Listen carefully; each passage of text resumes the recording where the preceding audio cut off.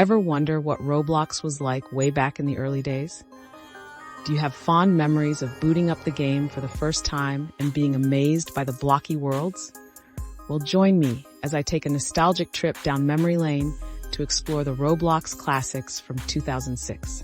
Logging into the original lobby, you were greeted by a simplistic world made entirely of voxels. Everyone started in the same grassy landscape with no other players in sight. It was up to you to venture out and discover what adventures awaited in the distance. Early players spent a lot of time learning basic building.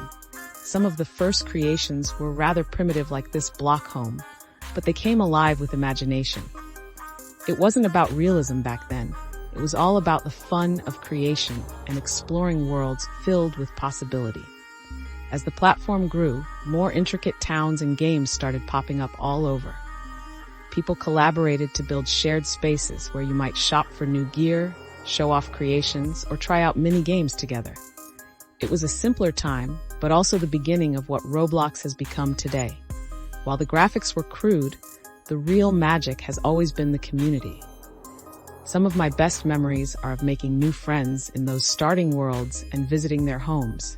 The social aspects turn those blocky landscapes into vibrant virtual playgrounds. Paving the way for today's diverse game library were all sorts of miniature games and deathmatch maps.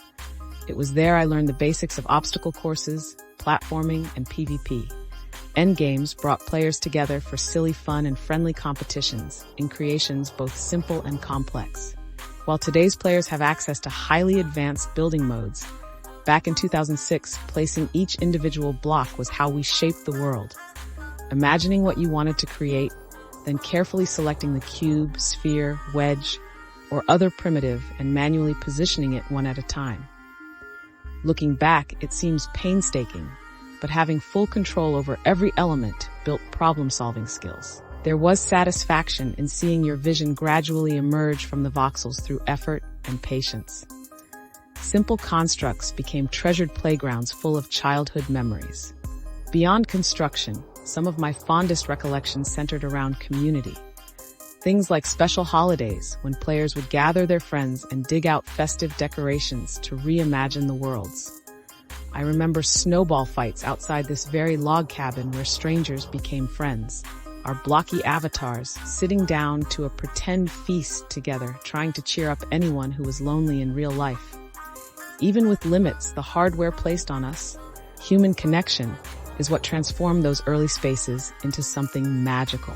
We've come a long way from the times of starting out as a nameless noob.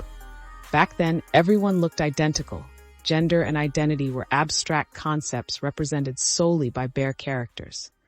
But despite outward simplicity, a sense of novelty and belonging emerged through cooperation. Maybe you helped another new user learn to place their first bricks, or they helped you by waving and hopping up and down excitedly whenever they spotted you. Small gestures went a long way, and being part of that enthusiastic noob community was its own special experience.